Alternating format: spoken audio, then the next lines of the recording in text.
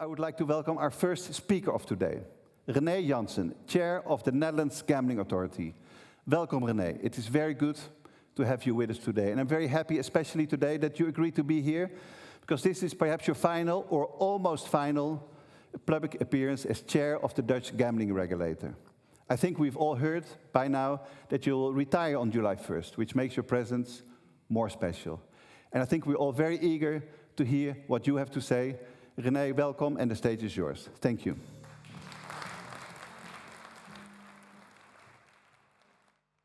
One last time. Welcome. Dankjewel.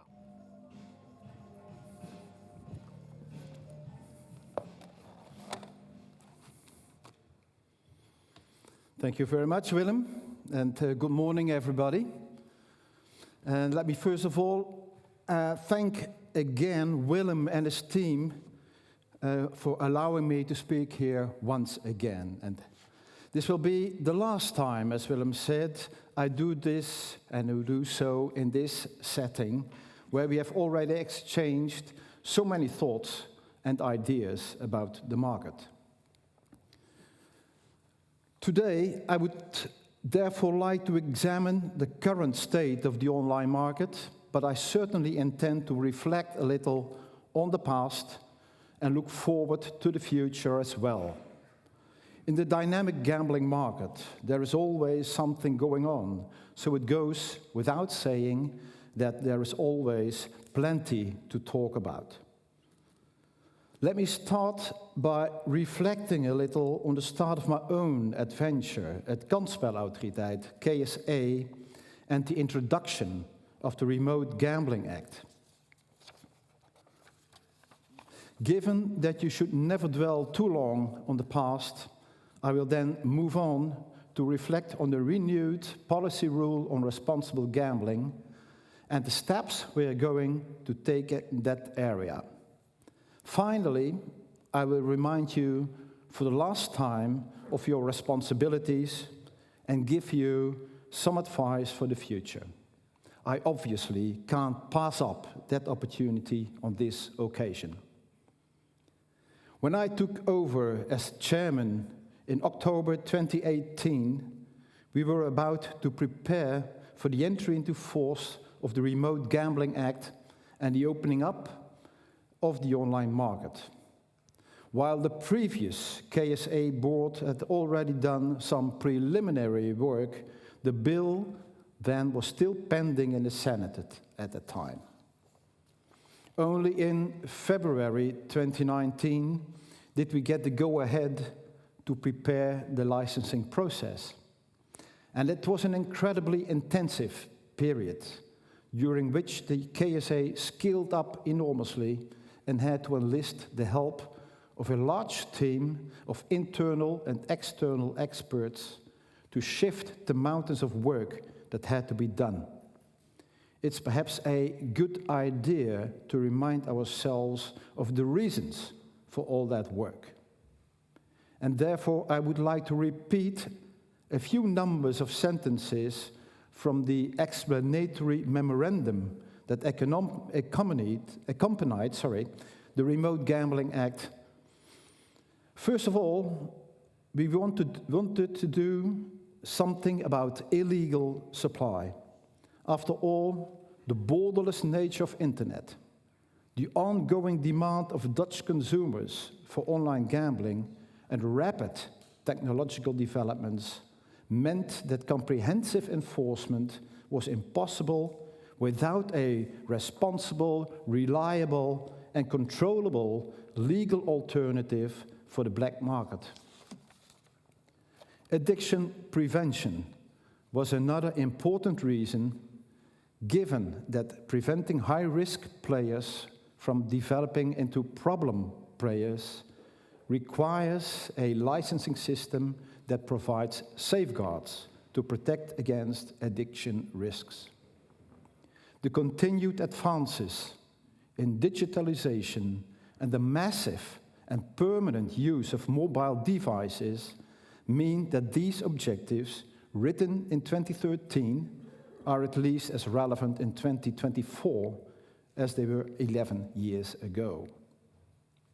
Now, almost 6 years after I started as chairman, we have 29 licensed online operators in a market that has grown year on year.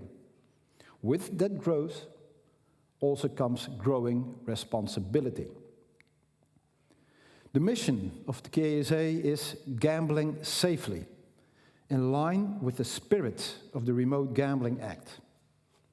Our job is to regulate the need for a reliable, controllable, and responsible betting and gambling offering. Regulating the operator's duty of care has started to play an increasingly important role in this respect. It was against that backdrop that we announced our intention to amend the policy rule on responsible gambling. That process is now complete, and we have worked hard to incorporate various elements of the extensive consultation responses, for example, by creating scope for customization and further clarifying or tightening certain requirements. The final policy rule has now been published last Monday and has therefore come into effect. Among other things, we have now set a net deposit cap per month, at which point players will be asked for income details. This threshold is 300 euros for young adults and 700 euros for anyone over 23. As a result, operators must now contact the player upon reaching that threshold and carry out an affordability check if the player wants to exceed that amount. The reason why we're doing this is to curb excessive gambling behavior. And it's also an important measure in terms of preventing addiction. The real-time monitoring obligation has also been introduced and requires operators to intervene within an hour in the event of potentially excessive gambling behavior.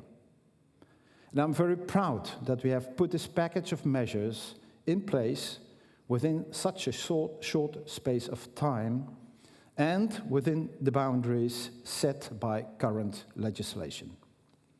Many of the sad stories we've seen and heard in recent years, including those relating to significant losses, could have been avoided if these measures had been implemented earlier.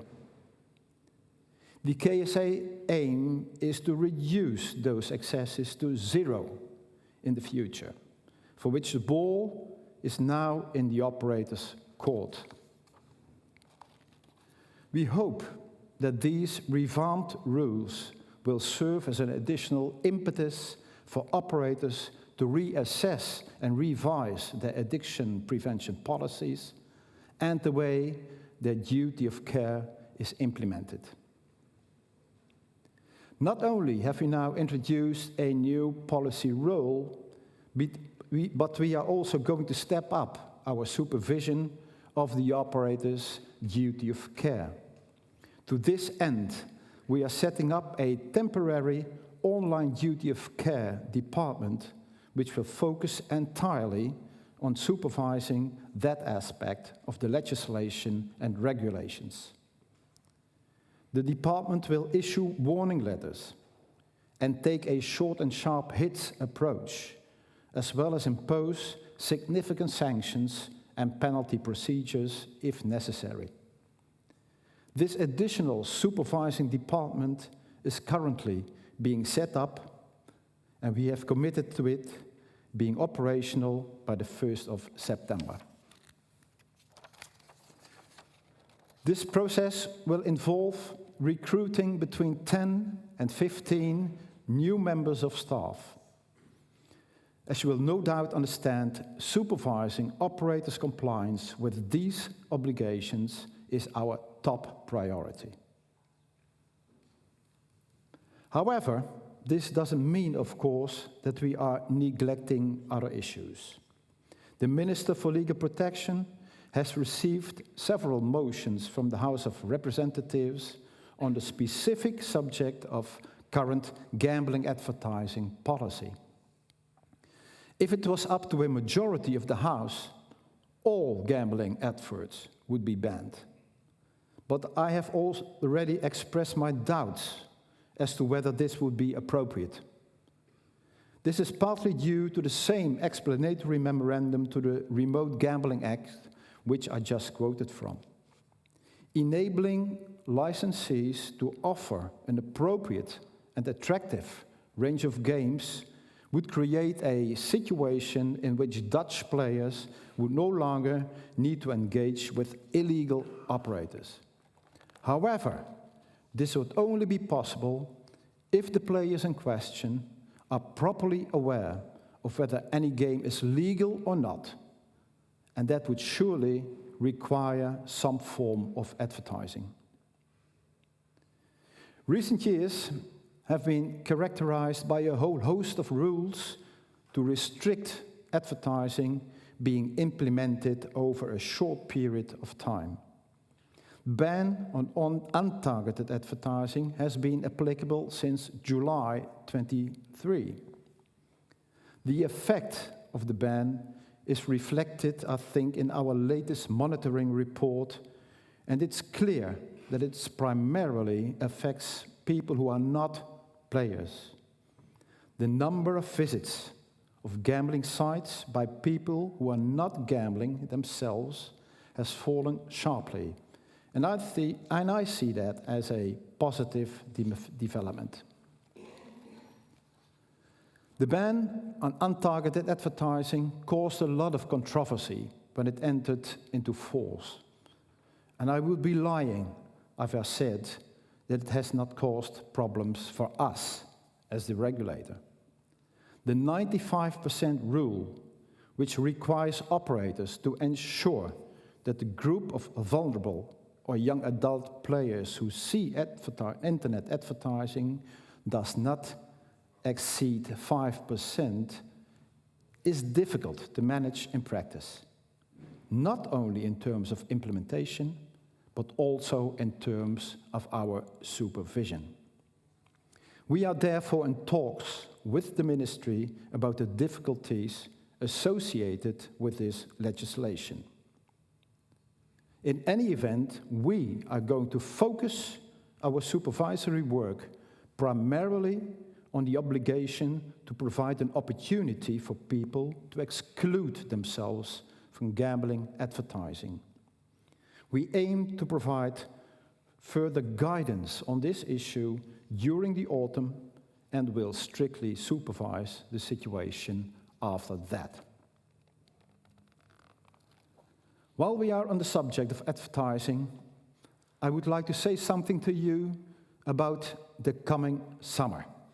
And I think it's going to be a great summer. Not only because I'm going to enjoy my retirement, but also because we have 3 major sporting events coming up, namely UEFA Euro 2024, the Olympic Games and the Tour de France.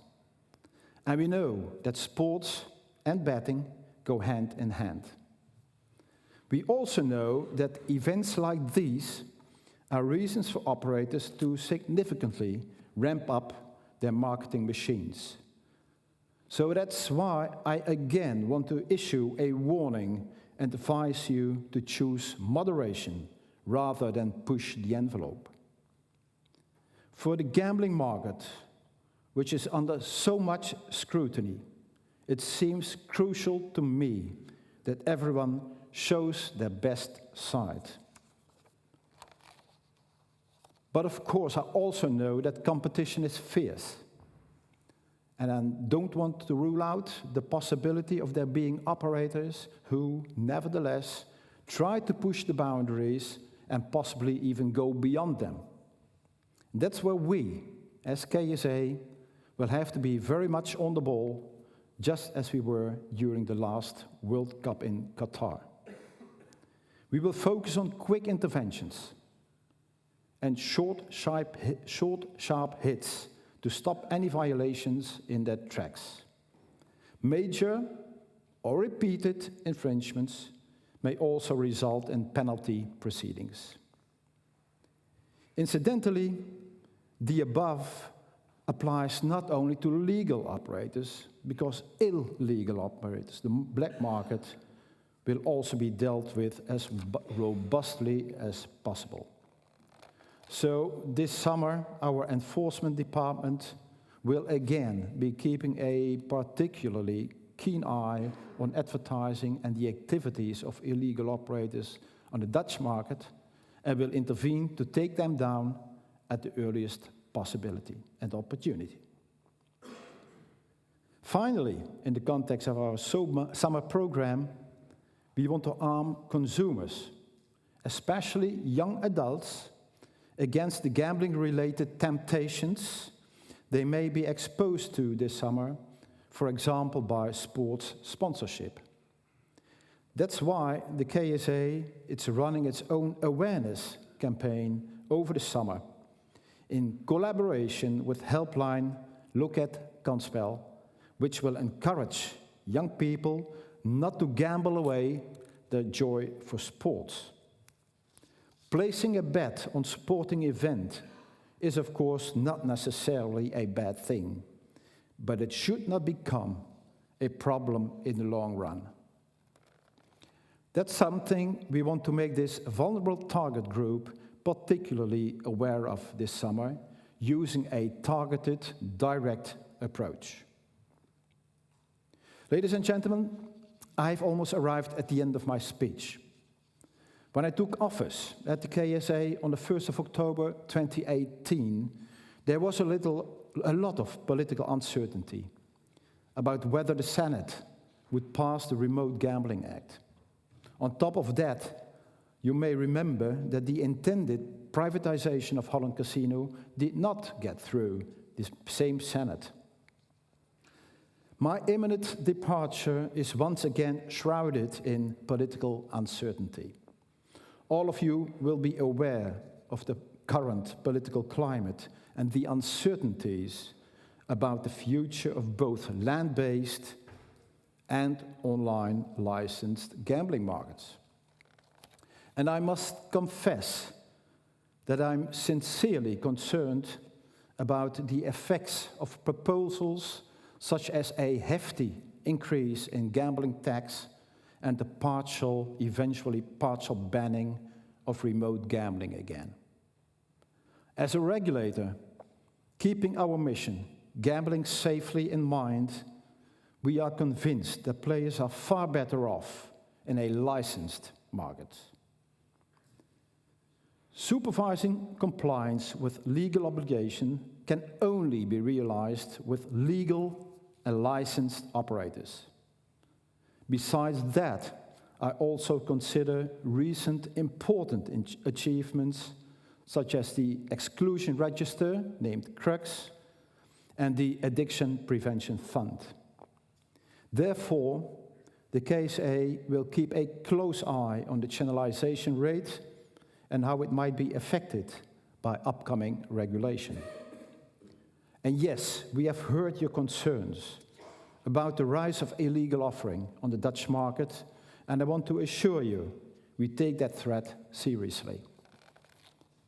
While intensifying our supervision on the duty of care, we will also keep on battling illegal offering and its enablers.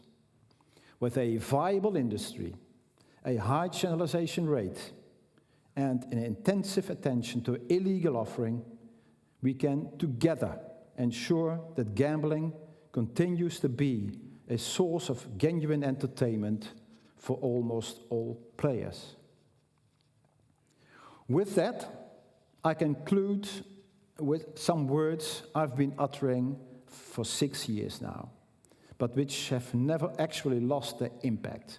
The focus in gambling should be on players. That means there must be an attractive provision which meets consumer needs and which must be easy to find. It also means that important business decisions should always be made in the player's best interest. Care for the player must always be the priority. The wider sentiment in our society regarding gambling depends on the choices you make as an industry. So please, do the right thing and put those safeguards against problem gambling in place so that I can hand over the baton to my successor, Michel Groothuizen, with a clear conscience, knowing that he will be speaking to a room full of licensed operators once again next year. Thank you very much.